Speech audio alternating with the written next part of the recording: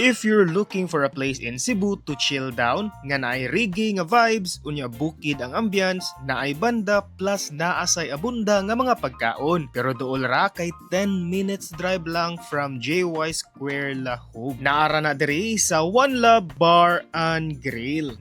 Bugnaw ra ba kayo ang sanmig nila diri? Anhi na siguro nimo malimtan ang kahadlok sa linog.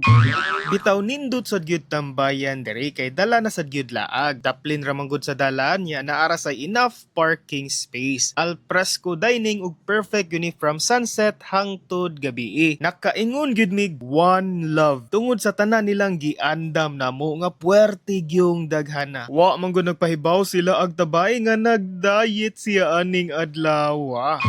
Maong gisiguro gyud nila nga mabusog gyud ni siya. Gi-invite man gud mi nila para ma-experience kuno namo ilang gina-offer. Mao din nilang menu ug screenshot na lang for your reference. Diri man gud sa One Love Bar and Grill, dili lang kay ilimnon ang pwede na to ma-enjoy diri kay nag-offer sad sila og mga lamian nga mga pagkaon. And this is pretty basic, dili lang nako tagsa-tagsaon tanan, but usa sa ilang menu diri is their burger nga naay double patty. Na sila yung mga clubhouse sandwich, nasad sila salads nga pwede sad pang healthy options. Unya syempre naasay mga sinugba. Syempre naadira ang chicken barbecue, naasay pork belly, pork skewer. Ganahan si kag pina-Mexican gamay, nasad sila chicken taco. O ang dili gyud mawala sa tanan is ang sisig. Basta imnanan na ang atong hisgutan. For me lang niha, usa sa pinaka-highlight nila diri kay ang sisig. Naani atay sa baboy. Grabe ka appetizing, basta kay maka-order gyud kag ahat og another sunmig light nga set. Chill man gud kayo tungod sad sa banda. Open ni sila from 4 PM to 1 AM from Tuesdays to Sundays. Ug naani sila located